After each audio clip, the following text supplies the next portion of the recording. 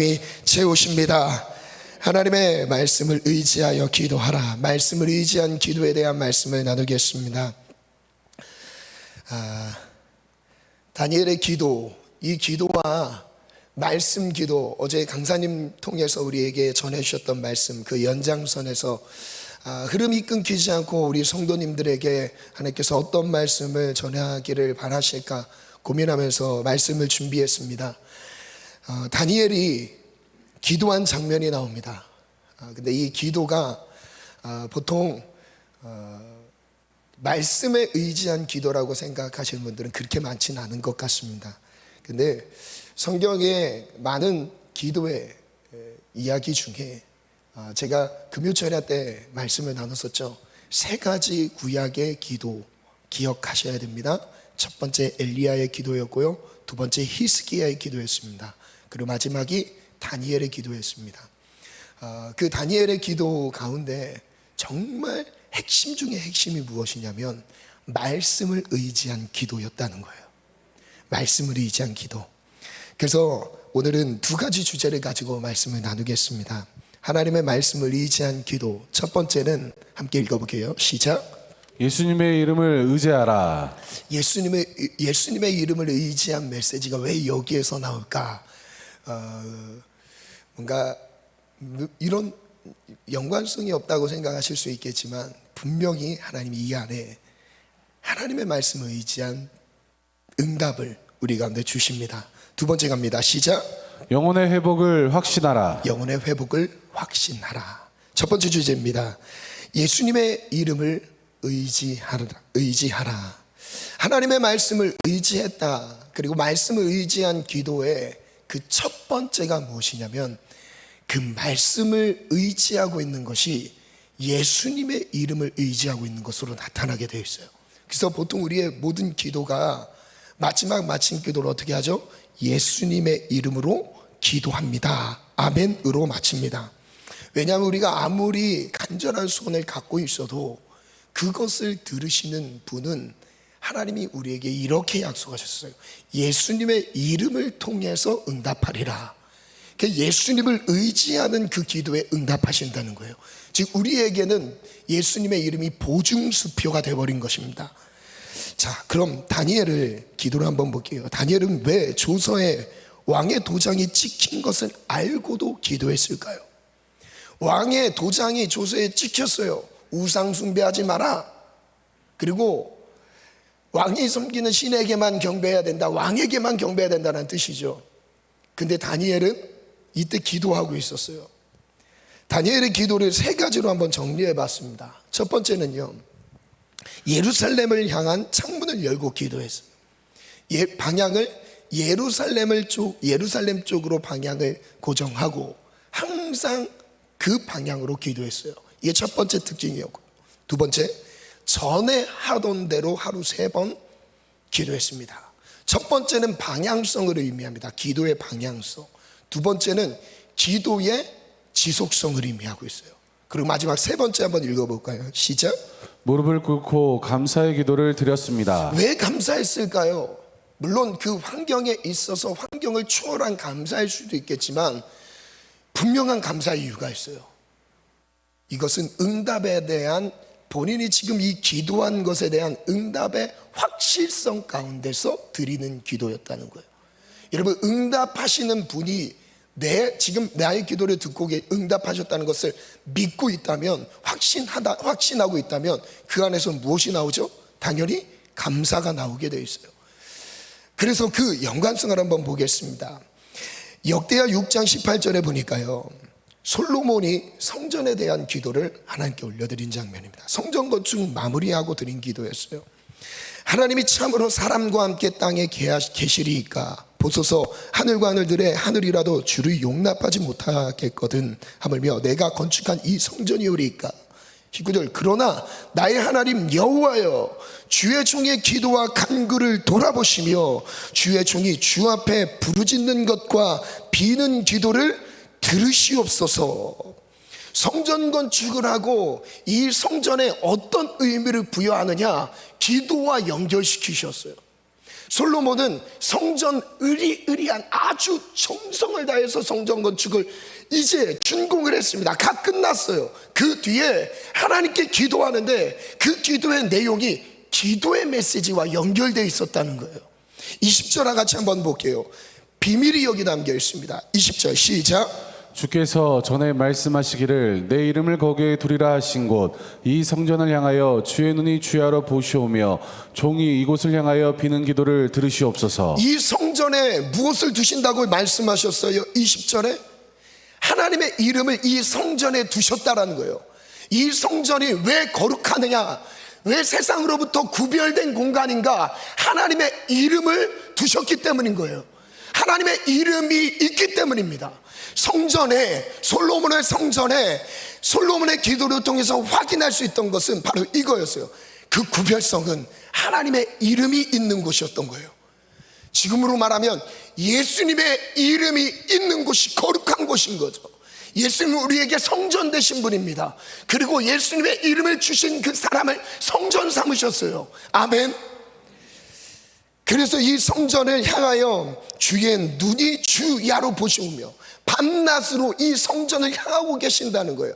하나님의 이름을 두시고 이 성전을 주목하여 보시는데 주야로 밤낮으로 끊이지 않도록 이 다니엘의 기도와 지금 연결되어 있습니다. 끊이지 않도록 하나님이 주목하신다는 거예요. 왜 다니엘이 하루 3번 끊이지 않게 기도했다는 거예요? 여기와 연결되어 있습니다. 21절 또 읽어볼까요? 시작. 주의 종과 주의 백성 이스라엘이 이곳을 향하여 기도할 때에 주는 그 간구함을 들으시되 주께서 계신 곳 하늘에서 들으시고 들으사 사하여 주옵소서. 솔로몬의 기도의 시작부터 끝까지의 내용이 기도에 대한 메시지예요. 기도 자체가 다른 주제가 아니라 기도에 대한 메시지입니다. 하나님이 성전을 통해 우리가 기도할 때에, 성전 안에 기도할 때에, 심지어 성전 밖에서 성전 안에 들어올 수 없는 상황 가운데 포로 생활이 됐다 할지라도 그곳에서 성전을 향하여 기도할 때에 응답하시옵소서, 이 기도의 제목이었던 거예요. 6장 36절부터 볼게요. 좀 더 구체적인데요. 주께 범죄하지 아니한 사람이 없습니다. 그들이 주께 범죄함으로 주께서 그들에게 진노하사 그들을 적국에게 넘기심에 적국이 그들을 사로잡아 땅에 원근을 막론하고 끌고 간 후에 어떤 상황인 거예요? 포로가 된 상태를 의미해요. 물론 이전에 많은 상황들을 얘기합니다. 전염병이 있을 때, 전쟁이 있을 때, 곳곳이막 기근이 있을 때 많은 상황들을 말씀하셨어요. 그 상황에서도 성전을 향하여 기도할 때에, 근데 지금 이 말씀은 36절 말씀, 그 이하의 말씀은 마지막 최악의 상황을 말씀하고 계신 거예요. 많은 징계와 하나님의 책망을 통해서도 돌이키지 않았을 때 결국 심판을 당하여서 그 죄로 인하여 하나님의 성전마저도 같이 있을 수 없을 만큼 부패된 그들의 죄악상 속에 있을 때에, 돌이키지 않는 그 상황 속에 있을 때에 그들은 하나님의 약속하신 땅에서 쫓겨났어요. 약속에서 거리가 멀어졌어요. 심지어 성전까지 잃어버리게 됐을 때를 말하고 있었던 거예요. 적국에 사로잡혔을 때 37절 볼게요. 그들이 사로잡혀간 땅에서 스스로 깨닫고 그들을 사로잡은 자들의 땅에서 돌이켜 주께 간구하기를 우리가 범죄하여 패역을 행하며 악을 행하였습니다, 이렇게 고백하고 있는 거예요. 뒤늦게 깨달았어요. 아, 이게 하나님의 뜻이 아니었구나. 진짜 하나님은 살아계셨구나. 그것을 내가 믿지 못했구나. 이제 그 죄악의 자리에서 돌아섰을 때입니다. 하나님이 어떤 회복을 주세요? 38절. 자기들을 사로잡아간 적국의 땅에서, 포로 생활하고 있었던 땅에서 온 마음과 온 뜻으로 주께 돌아와서 주께서 그들의 조상들에게 주신 땅과 주께서 택하신 성과, 중요한 부분이에요. 내가 주의 이름을 위하여 건축한 성전 있는 쪽을 향하여 기도하거든. 그쪽을 향하여, 방향만 예루살렘 성전을 향하여 들어서 기도만 해도 하나님이 어떻게 역사하신대요? 응답하신대요. 39절 읽어볼까요? 시작. 주는 계신 곳 하늘에서 그들의 기도와 간구를 들으시고 그들의 일을 돌보시오며 주께 범죄한 주의 백성을 용서하옵소서. 나의 하나님이여 이제 이곳에서 하는 기도에 눈을 드시고 귀를 기울이소서. 솔로몬의 기도를 통해서 하나님께 이런 약속을 구합니다. 근데 그 약속에 하나님께 드린 기도에 대해서 하나님 뭐라 약속하시죠? 7장 11절부터 이렇게 말씀하세요. 솔로몬이 여호와의 전과 왕궁 건축을 마치고 솔로몬의 심중에 여호와의 전과 자기의 궁궐에 그가 이루고자 한 것을 다 형통하게 이루니라. 밤에 여호와께서 찾아오셨어요. 그리고 말씀하십니다. 내가 이미 너의 기도를 들었다. 이곳을 택하여 내게 제사한 성전을 삼았다. 그리고 13절의 상황들을 쭉 말씀하셔요. 14절도 쭉 말씀하셨어요. 15절 같이 읽어볼까요? 시작. 이제 이곳에서 하는 기도에 내가 눈을 들고 귀를 기울이리니 16절까지 읽겠습니다. 시작. 이는 내가 이미 이 성전을 택하고 거룩하게 하여 내 이름을 여기에 영원히 있게 하였음이라. 내 눈과 내 마음이 항상 여기에 있으리라. 솔로몬의 기도에 대해서 하나님이 응답하셨어요. 그리고 방향만 틀어도 응답하신대요. 이 방향을 성전으로 향했다는 것은 마음의 방향을 돌렸다는 거예요. 죄로 치닫던 마음에서 하나님을 향해서 이제 간절히 찾기로 그 온 마음을 다해서 하나님의 말씀으로 돌이킨다라는 의미였던 거예요. 그래서 성전에 대한 하나님의 약속을 정리해 봤습니다. 첫 번째, 재앙을 당하는 중에 악한 길에서 떠나 스스로 낮추고 기도하여 하나님의 얼굴을 찾으면 모든 죄를 사하고 황폐한 땅까지 고쳐주시리라. 우리가 어떤 자리에서 그 자리가 죄로 인한 결과로 무너졌다 할지라도, 가정과 자녀들이 죄로 인해 무너졌다 할지라도 그 자리에서 하나님께 기도하면, 간구하면 하나님이 회복시키신대요. 이것은 우리의 의지로, 우리의 감정으로 드리는 기도가 아니라 하나님이 약속하신 기도입니다. 하나님이 약속하신 우리를 향한 하나님의 말씀이었어요. 언약이었어요. 그리고 이 두 번째 볼게요. 시작. 하나님은 성전에서 하는 기도에 눈을 들고 귀를 기울이십니다. 저를 따라 선포합니다. 하나님은 성전을 주목하신다. 성전을 향하여 주목하신다. 성전에 향했다라는 것은 마음을 들였다는 거예요. 그래서 저를 따라서 이렇게 고백해요. 하나님을 향해 마음을 드릴 때 하나님은 주목하신다. 그리고 응답하신다. 우리의 마음이 나의 마음이 하나님을 향하길 원합니다. 아멘. 세 번째입니다. 시작. 성전에 하나님의 이름을 영원히 두셨습니다. 글을 적어봤습니다. 흔들리지 않는 기도.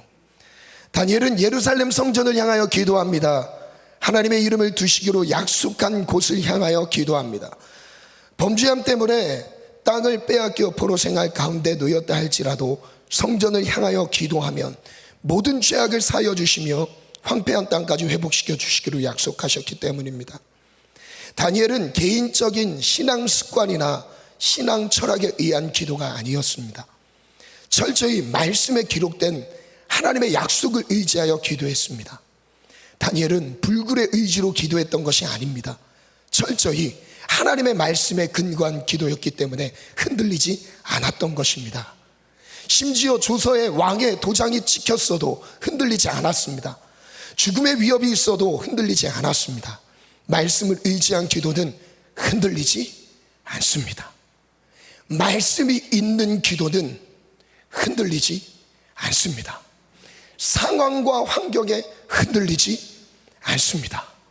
말씀이 있는 기도는 감정 따위에 흔들리지 않습니다. 말씀을 의지한 기도는 흔들리지 않습니다. 말씀이 흔들림이 없기 때문이죠. 내 의지가 굳세어서 흔들리지 않는 게 아니에요. 말씀이 임하면 그 말씀 자체가 변함이 없어요. 그래서 진리인 거예요. 흔들리지 않아요. 오히려 상황 위에서 하나님의 말씀을 이루어 가시는 거예요. 불가능한 상황을 하나님의 말씀을 이루신 걸, 하나님의 나라를 이루어 가시는 겁니다. 이게 하나님의 말씀의 능력인 거예요. 절대 불변에 진리인 거예요. 하나님의 말씀이 나의 삶 속에 이루어지기를 원합니다. 하나님의 말씀이 나의 가정 위에 이루어지기를 원합니다. 하나님의 말씀이 사랑하는 나의 자녀들의 삶 속에 이루어지기를 원합니다. 아멘. 그래서 말씀에 의지한 기도가 첫 번째, 예수님의 이름으로 기도하라. 성전을 향하여 기도하라고 하십니다. 성전에 하나님의 이름을 두셨습니다. 성전 대신 예수님을 바라봅니다. 지금 이제 우리에게 적용하는 거예요. 예수님 이제 성전을 하셨어요. 그 성전이 자기의 육체라고 말씀하십니다. 그 성전은 무엇이에요? 예수 그리스도인 거예요. 그 예수 그리스도의 이름을 우리에게 주셨어요. 그래서 우리에게 예수님의 이름을 주셨습니다.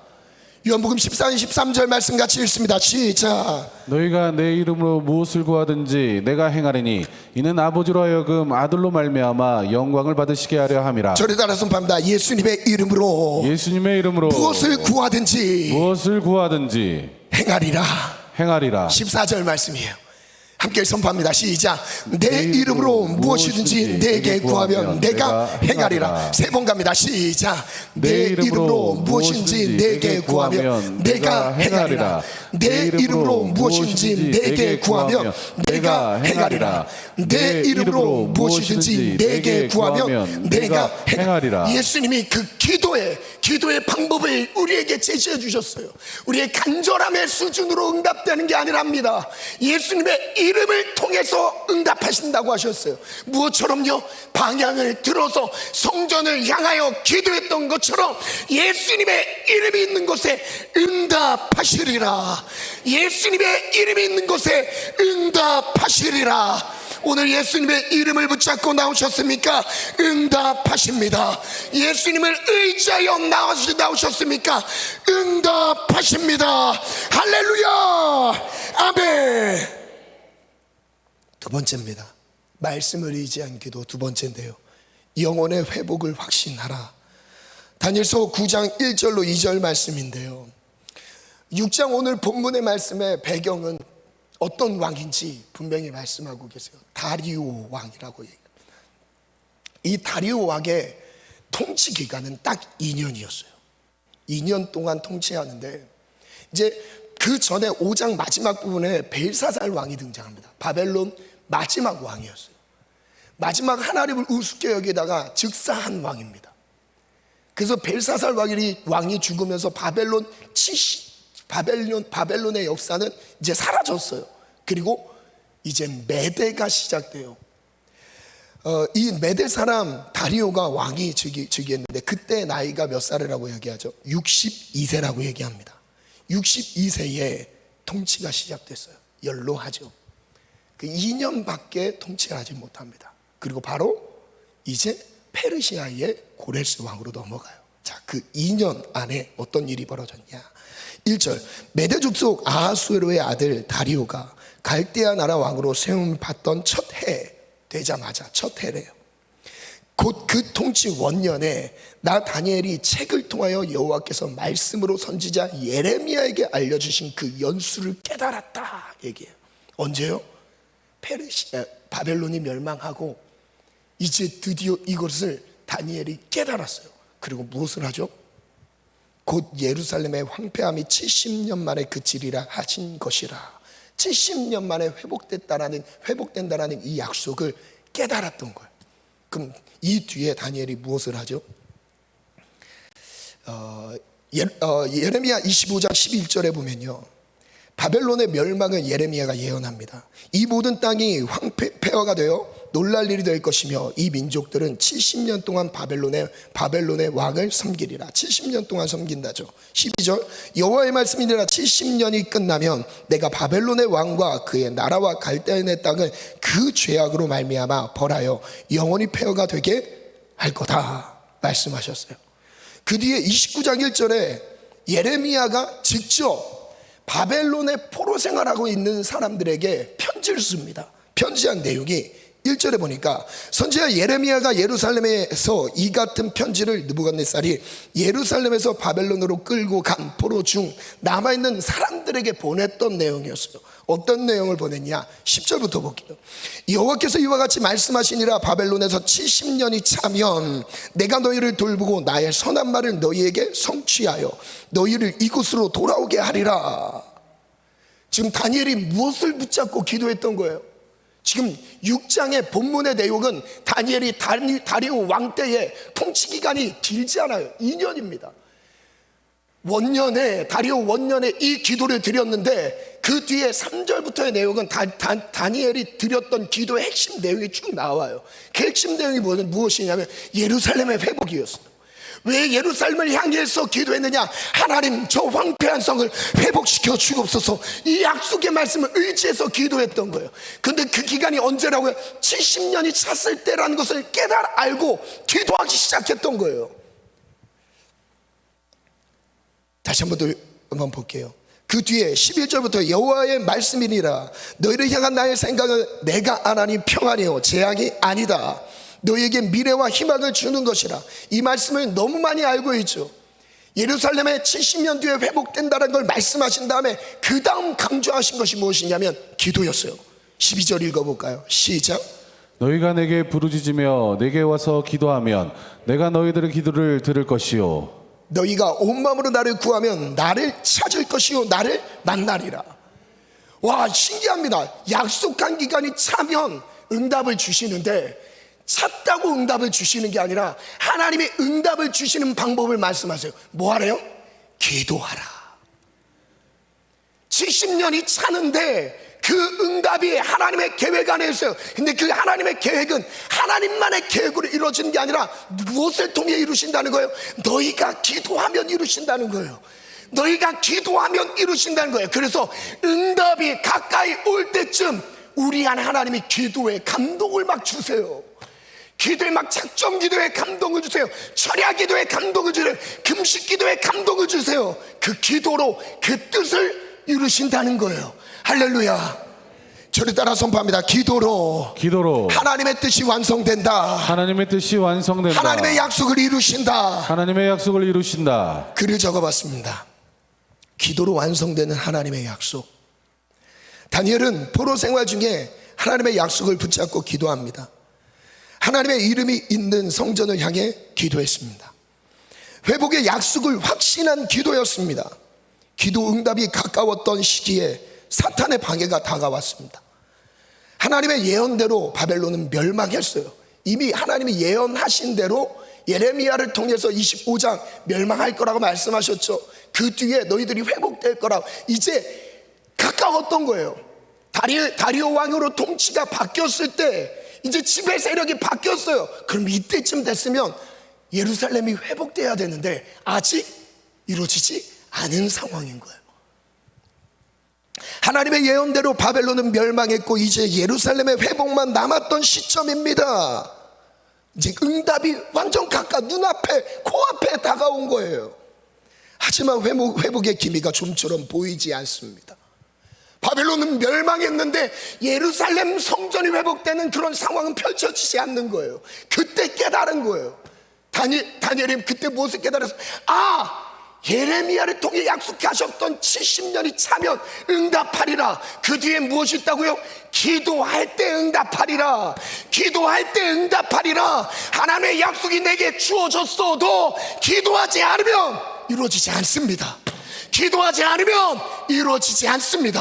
오늘 그래서 우리에게 약속을 주시기 위해 하나님의 말씀이 성취되게 하고자 우리를 기도의 자리로 이 새벽에 부르신 거예요. 부르신 겁니다. 할렐루야. 바벨론 멸망 후 2년 동안이요. 다리오가 2년 통치하고 그 다음 고레스로 넘어가요. 고레스가 왕으로 즉위하자마자 고레스의 칙령이 떨어집니다. 예루살렘 성전을 건축하라. 그 2년의 시간이에요. 다니엘은 이 2년의 시간 동안 뭐 하고 있어요? 기도하고 있어요. 바벨론 멸망 후 2년 동안 다니엘은 그렇게 기도했습니다. 그래도 예레미야의 예언을 확신하며 하나님의 때가 차기까지 다니엘은 기도합니다. 그럼 다니엘이 왜 감사했던 거예요? 무엇을 감사했던 거예요? 예루살렘이 회복된다는 이 확신에 감사했던 겁니다. 이 상황 가운데서 나를 지키지 않아도 감사합니다의 수준이 아니에요. 개인적인 신앙 고백의 수준이 아니라 하나님이 하나님의 뜻을 수년 내에 이루실 것에 대한 확신이었어요. 하나님의 약속의 신실하심을 의지하고 있던 기도였던 거예요. 죽음을 초월한 확신은 하나님의 약속을 향해 달려가고 있습니다. 다니엘 한 사람의 기도로 예루살렘을 회복시키셨습니다. 한 사람의 기도, 한 사람이 예루살렘을 향해서 방향을 들었는데 그 한 사람의 기도로 나라를 회복시키셨어요. 오늘 한 사람의 기도로 가족을 회복시키십니다. 한 사람의 기도로 자녀들의 앞길을 주님이 보장하십니다. 한 사람의 기도면 돼요. 한 사람의 기도로 민족도 회복시키셨는데 하나님은 우리가 잘 되길 바라세요. 우리 가정이 세워지길 바라세요. 말씀 안에 거하기를 바라세요. 무엇을 통해서요? 기도를 통해서. 하나님은 예루살렘 회복을 앞두고 다니엘의 기도를 이끌어 가십니다. 이게 느껴지지 않으십니까? 하나님이 지금 막 다니엘의 기도를 막 이끌어 가시는 게 막 느껴져요. 하나님은 말씀하시고 우리는 기도합니다. 아멘. 저를 따라서 봅니다. 하나님은 말씀하시고 하나님은 말씀하시고 나는 기도합니다. 나는 기도합니다. 하나님의 말씀 약속은 우리의 기도를 통해 이루어집니다. 기도하지 않고 말씀이 이루어진다, 있을 수 없고요. 지금까지 하나님의 약속 말씀의 언약을 봤을 때 단 한 번도 기도하지 않았는데 하나님의 역사가 나타난 적은 없습니다.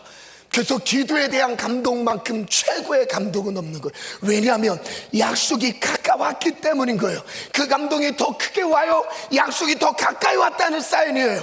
그 상황에 맞지 않도록 죽음의 세력이 우리를 공격해도 사단이 가로막는다 할지라도 기도하는 거예요. 기도하는 것입니다. 기도할 때 응답이 옵니다. 그래서 기도의 사람을 찾으시며 일으키십니다. 하나님을 위해서 우리가 많은 활동들을 하는 게 중요한 게 아닙니다. 기도가 중요한 거예요. 기도할 때 하나님이 역사하시는 거예요. 기도할 때에야 비로소 하나님은 하나님의 뜻을 이루어 가십니다. 시간이 많이 지났습니다.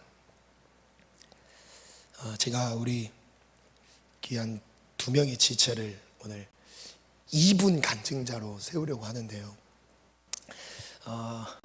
제가 그 하나님의 은혜를 체험했지만 말씀 약속이 없는 상태에서 시들시들해져 가는 것을 좀 보게 하시면 하나님이 말씀을 읽혀라라는 감동이 크게 주셨던 지체입니다.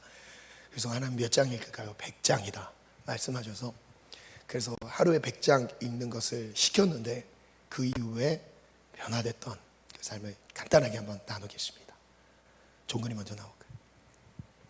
우리 박수로 한번 맞아주시겠어요? 말씀이 없는 신앙생활과 이게 성령 체험을 했어요. 하나님을 만났습니다. 하나님의 은혜를 주셨어요. 그런데 말씀이 없는 상황에서의 신앙은 아무런 힘이 없다는 거. 근데 말씀이 들어가니까 그 안에서 주시는 은혜입니다.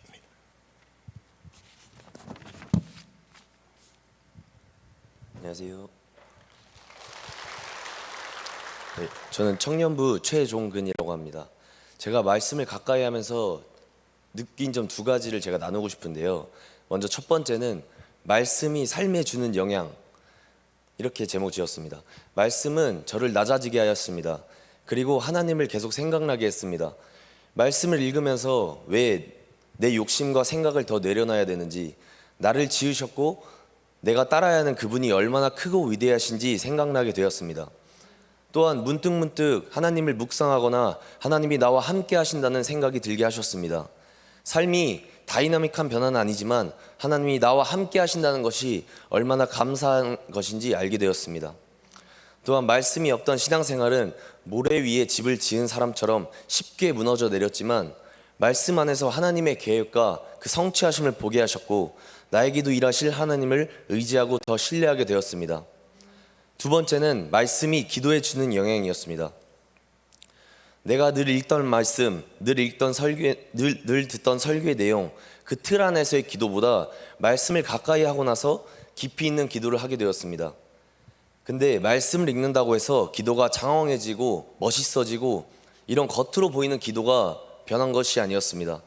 두리뭉실하게만 알고 있던 하나님을 기도하는 것보다 말씀을 통해 더 뚜렷하게 알게 된 크고 놀라우신 하나님, 그리고 실질적인 하나님을 붙잡고 기도하게 되고 나서 이전보다 더 깊은 기도가 하게 되었습니다. 말씀을 붙잡고 기도한다는 목사님의 설교가 피부로 와닿았습니다. 하나님이 감동으로 주신 말씀은 비록 한 절의 말씀이더라도 뜨겁게 그리고 더 깊이 기도할 수 있는 힘을 주셨습니다. 말씀을 의지하면서 승리하는 여러분이 되시길 축복합니다. 감사합니다. 네, 한 명 더 있습니다. 이 친구는 은혜 받는 거에 포기하고 싶었던 지체입니다. 은혜 받아도 또다시 넘어지고 돌아가고 하는. 근데 그냥 딱 진단해 내리기를 말씀 생활이 없는 거였어요. 그래서 말씀 생활을 시작한 그 뒤에 하나님 주신 은혜입니다. 안녕하세요. 저는 29살 청년부 정지원이라고 합니다. 저는 그 말씀을 통독을 하면서부터 정말 하루 이틀 만에 말씀으로 생각과 삶이 바뀌는 능력을 경험하게 되었습니다. 말 그대로 말씀밖에 읽은 것이 없는데 하나님께서 강권적으로 어둠 가운데서 빛으로 건지시는 은혜를 경험하게 되었습니다. 정말 여러 가지 많은 은혜를 주셨는데요. 그 중에서도 4가지를 추리자면은 먼저는 그 말씀으로 제 마음을 채우게 되니까 그렇게 끊어지지 않던 그 미디어의 중독이 먼저 끊어지기 시작했고, 또 2번째로는 다시금 구원의 기쁨과 첫사랑이 회복되기 시작했습니다.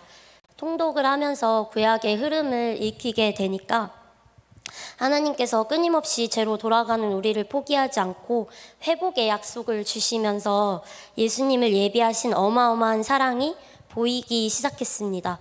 그래서 우리에게 주신 구원의 소중함과 깊이 때문에 회개와 감사와 거룩함을 향한 사모함이 다시 생겨나기 시작한 것입니다. 또 3번째로는 말씀이 날마다 삶을 지키는 것을 경험하게 되었습니다. 기도할 때나 삶의 문제에 부딪힐 때 묵상했던 말씀 구절들을 떠오르게 해주시면서 그 말씀을 붙들고 기도할 때 마음과 생각을 지켜주시고 또 하나님의 방법으로 그 삶의 문제를 해결할 수 있는, 또 대할 수 있는 능력을 부어주셨습니다. 마지막으로는 말씀의 약속을 통해 새로운 영을 부으시는 것을 경험하게 되었습니다.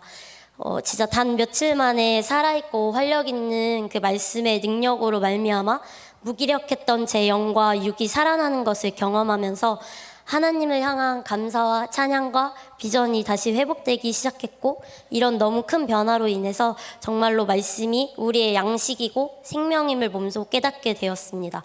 그래서 이렇게 말씀 안에 거할 때와 거하지 않을 때의 극명한 차이를 경험하게 되니까 우리의 생명을 말씀 묵상이 선택이 아니라 우리의 생명을 위한 필수임을 알게 되었습니다.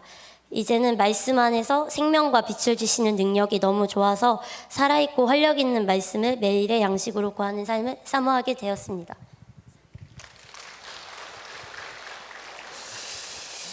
반주 준비해 주시고, 말씀을 가진 기도가 얼만큼 강력한가. 제가 지금 2번째 간증자는 하루 그 말씀 100장을 보면 다 읽을 때까지 집에 이제 안 보내는 거예요. 다 읽어야 이제 보내는데 이제 하루 딱 읽고 나서 생각이 바뀌면서 눈빛이 싹 바뀌더라고요. 그러면서 이제 하나님의 은혜를 주시는 거 이제 말씀 보는 자리에서 그냥 체험하는 거예요. 하나님은 우리에게 어려운 거 시킨 게 사실 아니거든요. 그냥 매일 말씀 붙잡고만 살면 되는 건데 그 말씀이 나를 기도하게 하는 것이고요. 그 말씀에 의한 말씀을 의지한 기도는 절대 파손하지 않습니다. 그 문제는 말씀이 없기 때문에 기도가 안 되는 거예요. 저도 하루에 시간에 대해서 말씀 보는 시간 한 10장 정도 되고요. 틈나는 대로 한 10장 정도로 봐요. 이제 시간을 정하지 않은 상태에서 말씀 보는 한 10장 정도, 한 총 20장 정도의 말씀을 계속 보려고 해요. 그러면 시간이 안 되면 틈나는 대로 그 말씀을 들고 다니면서 막 보게 되죠. 근데 그 자체가 무엇이냐면 하나님을 가까이 하는 것이죠. 말씀은 곧 하나님이시기 때문에 말씀을 의지하는 우리의 영적 생활이 원합니다. 이 시간 우리 찬양함으로 나아가겠습니다.